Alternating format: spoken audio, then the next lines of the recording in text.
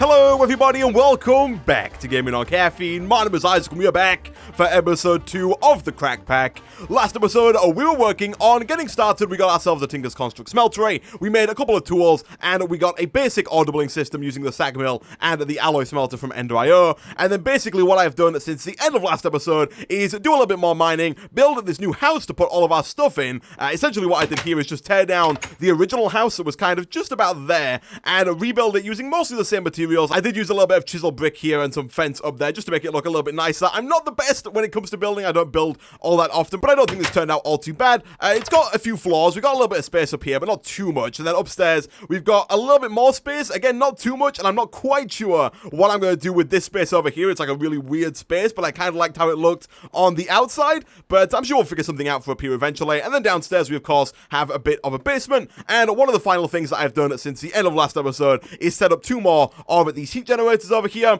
They're not the best in the world, as people have pointed out in the comment section. They are both producing about 1.6, close to 2 redstone flux per tick. People in the comment section did point out that you can put one source block of lava above the heat generator, and then it will flow down either side round the back and actually underneath as well. So now we have lava going all the way around with just the one source block.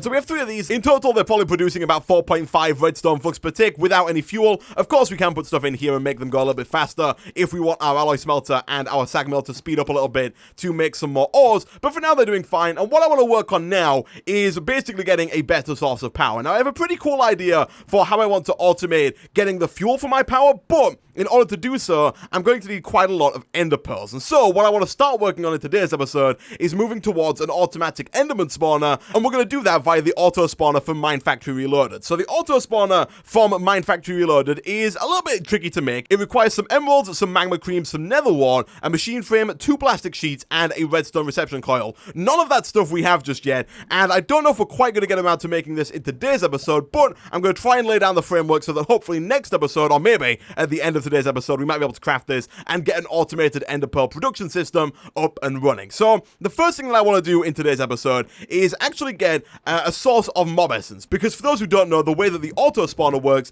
is it turns in mob essence, which I think is now just called essence in the newest versions of Mine Factory Reloaded. It is. We need to get essence, and basically you pump essence into the auto spawner with some power, and it will use that essence and that power to produce any mob you like. In our case, we're going to use it to spawn an enderman. Now, the way that you get mob essence is by killing mobs with the Mine Factory Reloaded grinder, and so what we need to do to start with is get a good supply of mobs from a mob spawner, and then kill them with the grinder, which will then produce mob essence, which will then send round to the auto spawner, which will then be used, as we mentioned before, to produce enderman. So, the first thing we need to do is get a good mob spawner up and running. Now, I was contemplating the traditional big dropper spawner, but I don't really think that it would look at all in place with our current setup here. Like, we could just build a big cobblestone dropper here, we could even build it out of some nice looking blocks, but I think it would still look a little bit ridiculous, and it's also something that I've done multiple times before in the past. And so what I want to try and do is grab one of the spawners from the runic dungeon that we have downstairs. So you may have noticed that there are 2 doors over here, and these 2 doors lead down to the runic dungeon that was already here. We can just go down here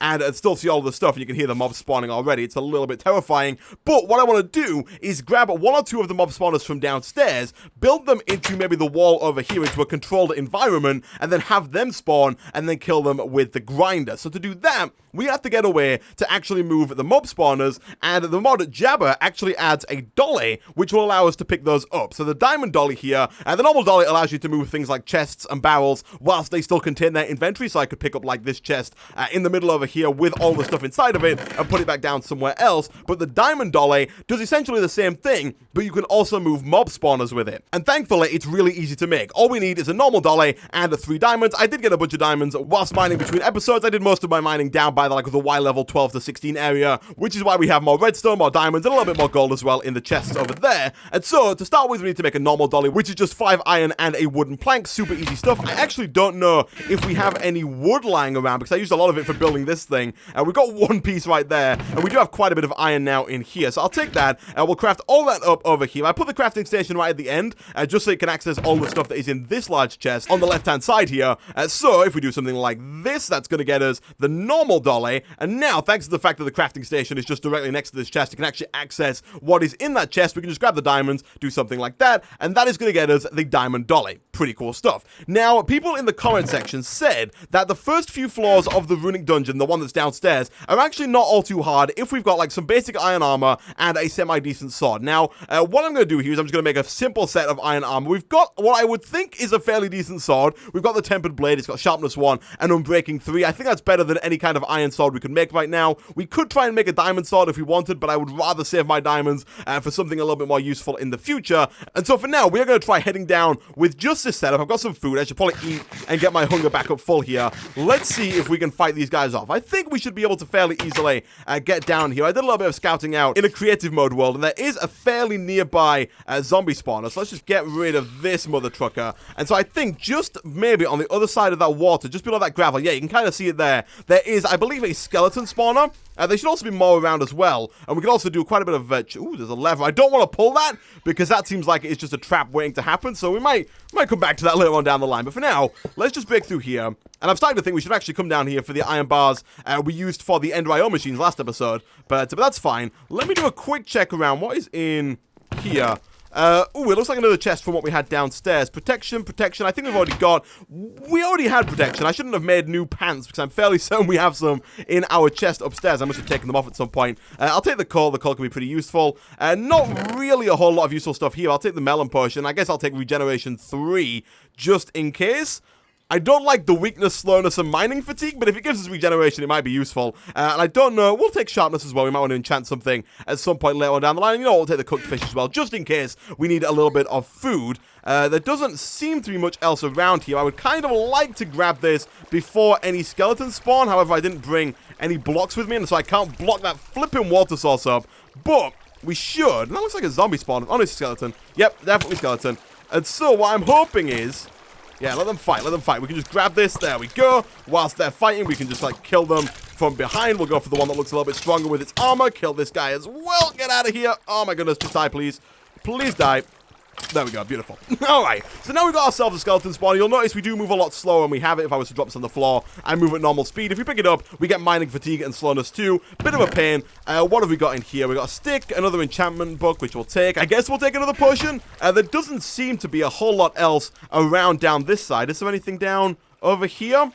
Nope, this also looks to be a dead end. And so, what I think I'm going to do now, guys, I'm going to call it a day for this dungeon. We haven't explored a whole lot, but really all I was interested in is getting the diamond dolly. Now I'm going to take this back upstairs. We're going to clear out a bit of a space for the dolly to go, and we're going to make ourselves a grinder to see if we can actually start to produce some of that mob essence. Alright, so a little while later, I've dug out a 5x5 hole over here. The reason why it's 5x5 is because the grinder from Mine Factory Reloaded works at a maximum of a 5x5 area, and for now, I'm going to stick the skeleton spawner right there in the center, and I'm going to surround it with torches just to make sure none of these guys spawn for the time being. I plan on putting like a glass panel on the front of here, and I'll probably replace like quite a bit of the dirt here to make it look a little bit nicer and kind of fit in with the rest of the room down here. But for now, this is the basic idea for how I want it to look. And so now the next thing we need to do is get ourselves the grinder. So thankfully, the grinder is a lot easier to make than the auto spawner. If we look the recipe up here in NEI, the grinder is quite simply 2 plastic sheets, 2 books, 1 machine frame, 2 tin gears, 1 redstone reception coil, and then 1 Invar sword. So the way that you make Invar is a mixture, it's an alloy between iron and ferrous. So we've got some iron and ferrous in here. We could actually probably just put both of those into the alloy smelter. So if you put 2 iron and then 1 ferrous, and actually I don't want... How has cobblestone got in there? That might be a byproduct actually of the iron. But if we put 2 iron in there, if I can get this out of here, and we can put in 1 ferrous and then 2 iron. If you're going to make alloys in the alloy smelter, you do want to make sure that the furnace mode down here is set to all smelting or alloy mode. If you set it to furnace only, then it won't make any alloys. It'll just smelt stuff like a normal vanilla furnace would. If you set it to both, if you set it to all smelting, it will do both vanilla furnace stuff and alloys as well, but that can be a bit confusing if you don't want it to do alloys at a certain time, if it gets too many things in at once, but this should work just fine. Let's grab a little bit of coal from in here. Actually, let's grab a little bit more coal because the generators downstairs use a ridiculous amount to generate not all that much power, to be honest, but let's do something like that. We'll put 10 coal in each of these for now, just to give it a bit of a boost and to see if we can get that Invar fairly quickly.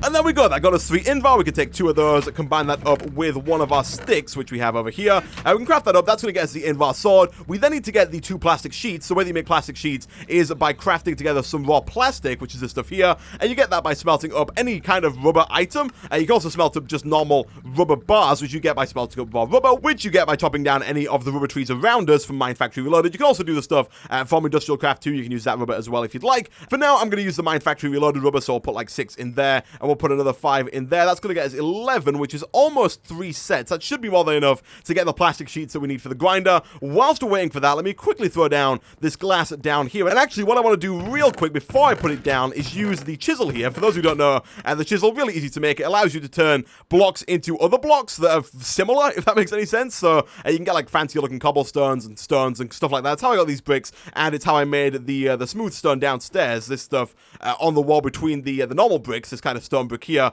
is from chisel as well. But if you put glass into here, it allows you to turn normal glass into quite clear glass, which is the stuff we have upstairs. It just looks, in my opinion, just a little bit nicer. You don't have those kind of little particles on it. It's fully transparent. And so I'm going to put these down all the way around like so. I'm going to leave a little bit of an entrance here so we can get in and out. And also, another benefit to using this glass is when you break it, you actually get the glass back again, unlike with normal vanilla glass where it gets destroyed and you have to make more glass every time that you break it. So this is pretty cool as well. So the rubber bars are now done. We'll take both of those, and all you got to do now is just smelt them up again. So we'll put them through the furnace one more time. And once we've got at least 4 of them, we can take them out of the furnaces, craft them up into the raw plastic sheets, which we can now use to craft the grinder. So I'll put you there, you there. We want to have the invar sword in the middle. As for the machine frame, I think we should have everything we need to make this. So we need 4 glass, 4 iron ingots, and then 1 tin gear, which is made with 4 tin and 1 iron ingot. We do have 4 tin over here. I kind of moved some stuff to the priority list in the sag mill just so we had the right amount of stuff for making the grinder here. So let me quickly throw some stuff back into the chests here. We don't need some of this dirt or cobblestone or mob drops really. Let's take that out of there for now, and let's see about making this machine frame. So we need a tin gear. We are going to have to make some more tin for the other tin gears in a second, but we'll put that there. We'll then go ahead and craft all of that up like so, and then all that we're missing is the redstone reception coil, which is actually fairly easy to do. It's just 2 redstone and a golden ingot. And another cool thing about having a chest right next to the crafting station is that if you shift left click on a recipe, it will actually pull items that you need out of the adjacent chest into the crafting station as well, so we can make that redstone reception coil using the redstone that is already in this double chest here. And now all that we're missing is the 2 tin gears and the 2 books. So for the 2 books, we're gonna have to get a bit more paper, I think, because right now I'm fairly certain that we do not have enough. Yeah, we've only got 1 paper here, so we're gonna have to go find some more sugarcane so that we can get some more paper. We do already have the string, and we can make the blank patterns required to make the books this way. We don't have to go out and find some leather. We can do it with the Tinker's Construct recipe, and then all we have to do is wait for some more tin to smelt up so we can make the remaining tin gears. And so what I'm gonna do is I'm gonna quickly move 4 tin to the front here, so that's gonna smelt up into 8 tin ingots like so. I'm actually gonna move all the rest of the tin in there, so I don't know why I decided to just pull 2 out of there, but that's going to go through. And whilst I'm waiting for that, I'm going to go out, I'm going to find some more sugarcane, and I'll be back in a second. Okay, so I'm on my hunt for some sugarcane, but I've come across this straw man over here, and usually, if this guy doesn't kill me, which he shouldn't, usually the straw men contain spawners underneath, and so, yeah, it does. Okay, so I'm going to grab this one as well, just to get a bit more mobs, a few more mobs into the mob spawner over there. I don't know if I'm going to end up using it, but it'd be nice to have anyway. We could use it to try and get some more skeletons if we're not getting enough mob essence from the 1 spawner that we have. And also, we can use all of these hay bales here and craft them up into wheat, which is going to get us quite a nice amount of food for quite some time. And a little while later, now that we've got some sugarcane, I got a little bit extra, so I think what I'm going to do here is grab the 6 paper that we need, and we should probably plant a little bit more close to home, so I don't have to travel really far out to get some more. So for now, we'll just plant some down here, and you may notice that the grass turns like a really dark shade of green when we come over here, and a bunch of people in the comment section told me why we're getting so many of those massive, terrifying zombies, and the reason is, if you look just under there on the minimap, I don't know if you can quite see that, but if I press F3 here and you look kind of middle left, we're in an eerie biome. Like, if we move over to here a little bit, you'll see that we're now in a forest biome, but as soon as we go into this like dark green grass here, we're in an eerie biome, and basically what's happening here is there is an aura node right there. I don't know if you can quite see that on the video. There is a very shiny little glimmer. You can see at the top there in Whaler it says aura node, and apparently this aura node is what's causing all of the zombies to spawn. It's causing this eerie biome around it, and so what I'm going to do is I'm just going to kind of destroy this for now. This does also give us a bunch of these essences, which are going to come in useful later on down the line, but mostly I'm just hoping that that stops all of of the giant zombies spawning, so I don't have to deal with all those. I do want all of those essences because they do contain an aspect that we're going to use in Thaumcraft later on down the line that is fairly hard to obtain otherwise. I guess I'm going to put them in here because this is where all the space is. Also, let me organize my inventory a little bit. Okay, so now that we put all those away, we can come back to crafting up our book here. We've already got some string. We are going to need a little bit of wood in order to get the blank patterns that we need to make both of the books. So let's just quickly go ahead and chop this tree down.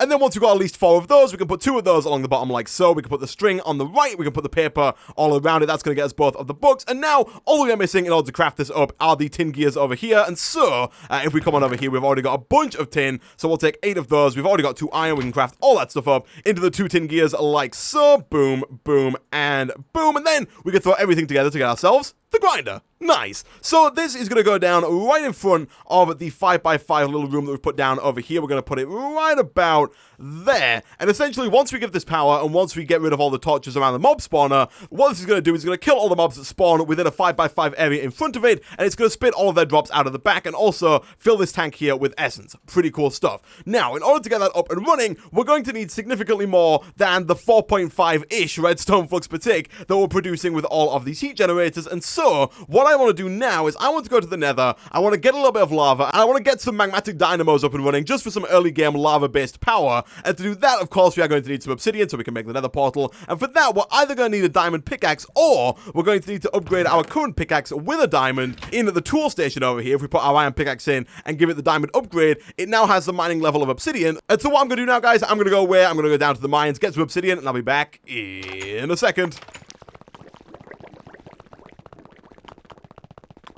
And a little bit of time later, I mined about 15 obsidian, used 10 of it to make the nether portal, which I've hidden down by this little dungeon over here, mostly because I'm not a huge fan of the sounds that the nether portal makes. I don't want to be too close to it at any given time, so I can hear it kind of bubbling away. But whilst I was doing that, I've also cooked up some bread so we can get some toast, which is going to be a lot nicer than eating the carrots that we've been eating up until now because my hunger goes down way too quickly. And so what I want to do now is, real quick, before we head on through to the nether, first things first, we're going to have to make a flint and steel. I was trying to keep my inventories at least somewhat organized, but I had to just dump so much stuff into this chest because we were kind of running out of space. But anyway, let's go ahead and make ourselves a flint and steel here so we can light this other portal on fire. And then I also want to make a tank so we can actually get a bunch of lava whilst we're in the nether. We don't have to go to the nether to get lava, but it's a lot easier to get it from a massive pool whilst we're there instead of going down to try and find the lava source underground in the overworld. And the tank that I want to make is actually the tank from Mechanism, because the one from Mechanism actually doubles as a bucket. So to make this, the first tier actually is super easy. It's 4 iron ingots and 4 redstone, all of which we have. And so if we come over here, we should just be able to shift click this recipe directly into the crafting station. We can't because we are missing some of our iron, which is, I think, in there. Where I thought we had more iron actually, but apparently not. Let's try that again. There we go. Okay, that gets to the bucket. You know what? I'm going to go with 2 or 3 of these because I'm not quite sure how much they can hold. I'm going to assume about 8 buckets worth. We could have gone ahead and made the higher tier version, but the higher tier version does require these enriched alloys, and to make those we need a metallurgic infusion, and then the same is true for the higher tiers. We need more metallurgic infusions and some diamonds and stuff like that. And so I decided for now we'll just go with multiple of the basic fluid tank. We've got a sword, we've got our pickaxe, so we can get any glowstone or nether quartz whilst we're there as well. And so it is about time that we head on through to the nether. So I'm hoping what would be really good is if we find some magma creams whilst we were here, because we do need magma cream in order to craft up the auto spawner. I'm doubting very much so that we will find magma creams down here because I hardly ever find them. But if we do, that would be very nice. Thankfully, we have spawned directly next to a massive lake of lava, which is exactly what I wanted. We've also spawned next to 0 glowstone by the looks of things. I can see absolutely none whatsoever. I can see, a little bit up there, but that's kind of far away. Jeez. But with these tanks, what you can do is actually, I think it's Shift and M? Nope. Is it Control and M? Nope. Let me see here. I don't know quite what the control is for changing the bucket here. It is M, but it's by default overridden by the Galacticraft M button. So let's see about changing that to Grave. Sure, Grave will work. So now if I click, oh, Grave won't work. Will that Grave work? Nope, that Grave also won't work. Okay, let's try again. How about we change that to... Why is every single key on the keyboard taken up here? Is it Shift and M? There we go, bucket mode on. So you click Shift and then whatever key you just assigned that command in the controls is. Now you can go through and just kind of pick everything up directly into this tank, and it is not working. Beautiful. Let's try that again. Bucket mode on. So once bucket mode is on, it should work, but it might be the case. Oh my gosh, that thing is tiny. It might well be the case that we can't pick up the lava here. So apparently I can put my buckets on the floor, but for whatever reason I can't pick up the lava in the nether here, which is really weird. On the plus side, I did just kill a fire bat, and so the fact that we have morph installed, I can transform into any of these monsters here that I've already killed, and I went ahead and tried transforming it into a fire bat, which you can do by pressing the open and close square brackets on your keyboard there. That's how you bring that menu up there. But I did that, and now once we're a fire bat, we can actually fly. We are given creative mode flying right off the bat. We're so much weaker than we were originally. You'll see we got like 3 hearts now instead of the original 10, but we have creative mode flying in episode 2, which is kind of great. I'm a little disappointed that I can't pick up this lava. I'm not quite sure if that's a bug or if that's there to try and make the game balanced or what. And there's some weird looking, like, mushroom golems over here. What the heck are these guys? Oh, they're Inferno Golems. Okay, so I'm not quite sure why I can't pick this up. I'm going to go away real quick and see if I can find a way to pick this up, and I'll be back in a second. Alright, so a little while later, I can now pick up lava with buckets, and I should be able to pick up lava using the tank whilst it's in bucket mode, allowing us to fill it up pretty quickly, and we can do the exact same thing with all of these tanks as well if we shift and go into bucket mode like so. I'm not quite sure what the problem was. I think I must have clicked something or activated something whilst I was trying to get these tanks into bucket mode, because once I got back into the overworld, I couldn't right-click on anything. I couldn't open doors. I couldn't eat food. There was nothing was working whatsoever. And so in the end, I just completely uninstalled and reinstalled the CrackPack, copied my save over, and apparently it worked just fine. I have no idea what the problem there was, but it now works. Oh, that's going to explode. There we go. Okay. I'm getting a little bit of nether quartz here because there is one more thing I want to make in today's episode that's going to require a little bit of nether quartz as well. So, now that we've got some lava, what we can do is we can make ourselves some magmatic dynamos, which are going to allow us to turn that lava into some power, and then use that power to power the grinder to try and get some mob essence for next episode when we make the auto spawner and try and get some enderman. So, if we go ahead and type in magmatic dynamo, we want to make a few of these guys over here. They require a lot of invar, 2 invar gears, 3 invar ingots, 1 redstone transmission coil, which is 2 redstone and a silver, as well as 1 more piece of redstone at the bottom there. And so what I've done is I've smelted up quite a bit more invar over here. We also have a little bit of silver over here, so let's just grab that and throw that into there. I was cooking up a little bit of stone because I have also kind of decorated the grinder room down here. It's now like kind of in the same theme as the rest of the building over there. It's no longer just dirt walls and cobblestone floors, but we got that. To make the magmatic dynamos, we are going to have to wait a little bit for the silver to smelt up, but we should be able to make 1 of these pretty much right off the bat. So if we do something like that, that's going to get us the transmission coil. To get the gears, I think it's just going to be 4 invar and then 1 iron in the middle, pretty much the same as the tin gears that we made earlier. Let's take a look. Is that right? It is cool stuff, so we'll put iron in the middle, we'll put these all around. I would like to try and make 2 of these magmatic dynamos if possible, so I'll make 4 of those gears, and then use all of that to make the first magmatic dynamo, and then if our second piece of silver is ready, which it is, we can go ahead and make another 1 of those transmission coils, and then use that to make the second magmatic dynamo. Nice. So we'll take these, and I'm thinking for now, let's grab some of the leftover cable here, because what I want to do is I want to have these pointing downwards, kind of into the floor, right about here, because we've got this 5x5 room here where all of the skeletons are going to spawn. They're going to get killed by the grinder's going to make mob essence. It's going to send that mob essence around and into another room, which is going to be over here, and it's going to be another 5x5 room that's going to look something like this. 1, 2, 3, 4, and 5 with like a 1 block gap at the end there. Is that right? No, I want to have it here actually like that, and I want to have this right at the end like that. And so we're gonna have like a 1 block gap between the 2 rooms, and then what I'm thinking now actually is I might just put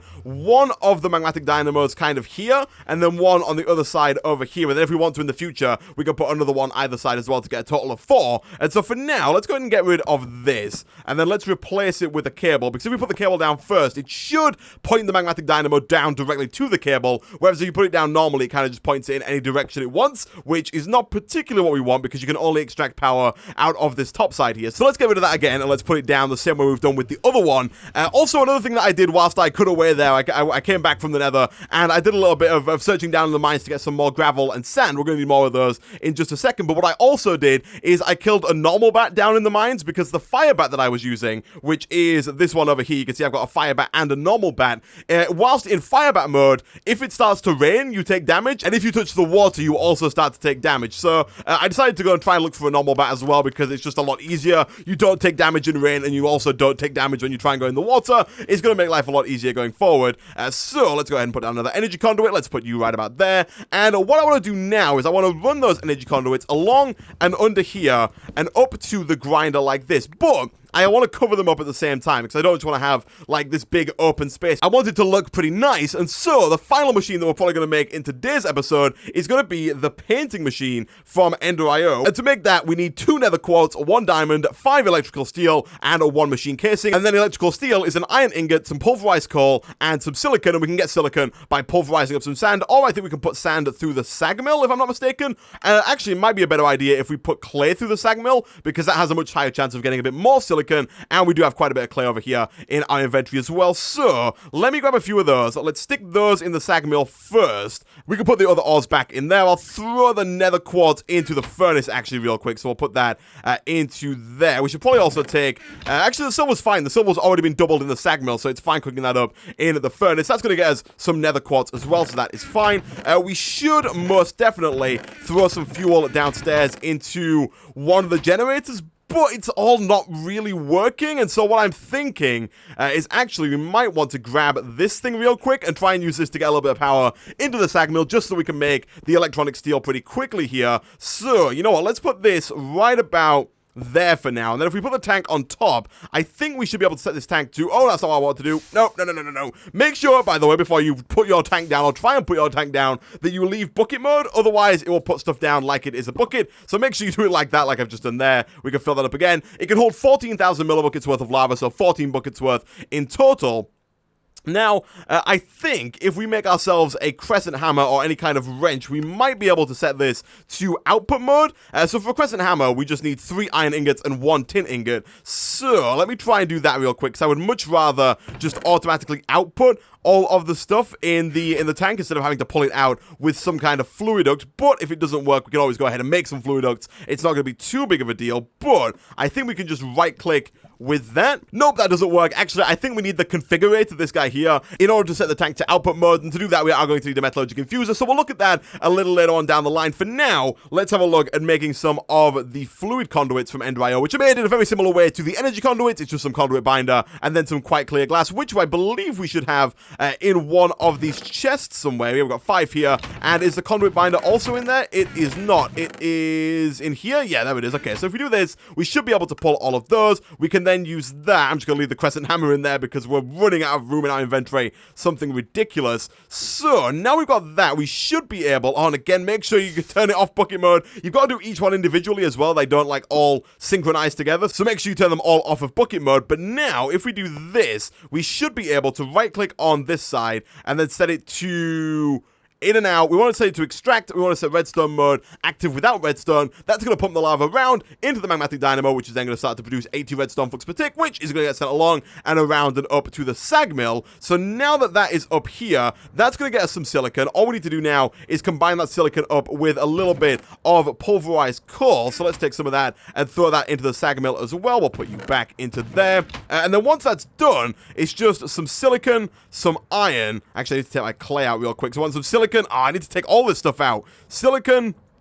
There we go. Silicon, pulverized coal. And then if we throw the iron in as well, that's going to get us the electrical steel. The nether quartz should be pretty much done, and it is. We've got 2 of those. Cool stuff. We've already got a diamond in this chest over here, and so we should be able to make this stuff fairly easily. So we want to have that there. We are also going to need to get ourselves another machine chassis, and we should have some spare iron bars. We do. We got those from earlier on in today's episode down in the mine, so we'll use that, and that'll get us the machine chassis. Let's have a look here. Painting machine. We need you, and we need 1 more of those, which does mean we need another one of those basic capacitors, which also means that we have to get another golden ingot. I'm going to put some stuff in this chest here again because it's just, we're running out of space. Between episodes, I'll make some more chests and try and organize all of this stuff at least a little bit. We're also going to need some copper as well, so I will take that and we'll craft all that stuff up together into a basic capacitor. We can then use that to craft up a machine chassis. And then, what are we missing? We're missing some iron, I believe. And then once we've got all of that, we should be pretty much good to go to make the painter. And basically what the painter does is it allows you to conceal the conduits underneath other blocks. It allows you to hide them using these conduit facility, which we'll get to in just a second. Do we have any electrical steel? The electrical steel is on its way. We've got 1. We need, what, 5 in order to get this to work? Yeah, okay. So what I'm going to do, guys, I'm going to go away. I'm going to wait until we have at least 5 electrical steel. That probably means that I'm going to have to pulverize a little bit more clay, try and get some more silicon. But I'm going to do that, and I'll be back in a second. And once we get that 5th piece of electrical steel, we can stick that in. That gets us the painting machine. And now, what I'm going to do is I'm going to stick this down for the time being, just somewhere along this wall so it can use the power from this magnetic dynamo. But essentially, the way that this works is you put in a block that you want it to look like on the left-hand side. In our case, we want it to look like these oak wooden logs. So let's come back over here and grab one of those. And then on the other side, you put those conduit facades. And essentially what it's going to do is it's going to paint those conduit facades the color of the oak wood. And then you can use those conduit facades to cover up your cables whilst the cables are still in the block. So if we go back over here to painting machine, or just type in paint, we should be able to get these guys, these conduit facades. And to make these is just some conduit binder in a circle. I have started smelting some conduit binder upstairs. That's why I had some excess sand, gravel, and clay. We can just grab all that and then craft it up like so. We are going to need quite a few of these, and actually quite a lot of conduit binder, because you'll see each one of these does take up 1 block space. But now, if we put that into here like so, that's going to start to paint it, and then once it's done, what we can do is we can put this down on the floor. And also, actually, I need a little bit more conduit binder so I can make some more of those energy conduits. I've also cooked up some more conductive iron, so if we do something like this, that's going to get some more of those first-tier energy cables. And what we can do now is we can put these down, hook them up to the grinder, which is going to go something like, if I can finally get down here, it's a little hard to do when you're in bat mode, but if we do something like this, what we can do now is we can use this conduit facade here to actually cover up some of these conduits. Now, if we hold a wrench, we can actually still see everything, so we can still work on all of the conduits and the wires that we have lying around, but when we don't have the wrench in our hand, it looks just as good as it did before. It's a little bit annoying. Oh, I thought I was going to be able to turn it around. That's real annoying, because I was really hoping. Right now, it's pointing upwards. I might have to change how the room looks a little bit to make that point upwards, because I don't know if there's a way that I can make that.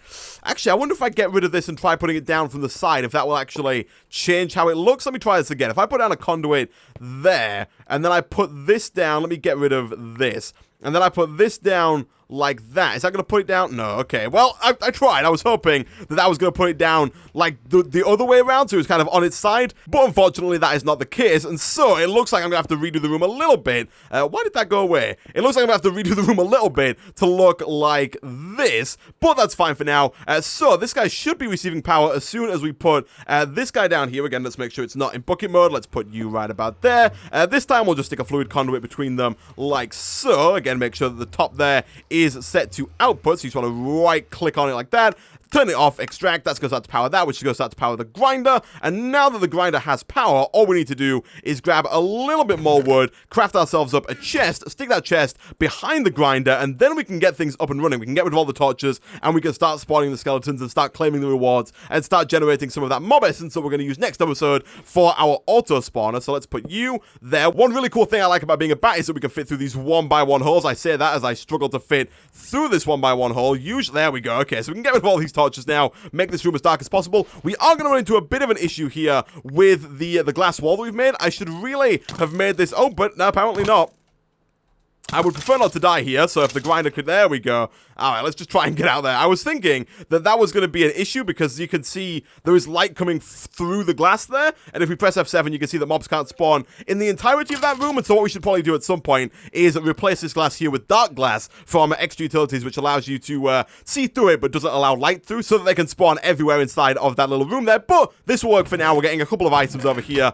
We should probably set those up into some kind of barrels or something, so we don't fill up this chest. And if we look in here, we now have a good amount of mob essence, which we can now pipe around using these fluid conduits through to the auto spawner, and then use that to start spawning some endermen next episode. But with that, guys, I'm going to end this episode of the CrackPack there. As always, if you did enjoy the video, be sure to like. It really does help out a lot. Leave a comment down below. And also, I've now moved the world over to the Patreon server. You'll see there are other people on the server with me. And so if you'd like to support the channel and also jump onto the server with me here, you can visit patreon.com/GOC. Links in the description down below, and play along with us as well. But again, thanks for watching, and I will see you guys next time.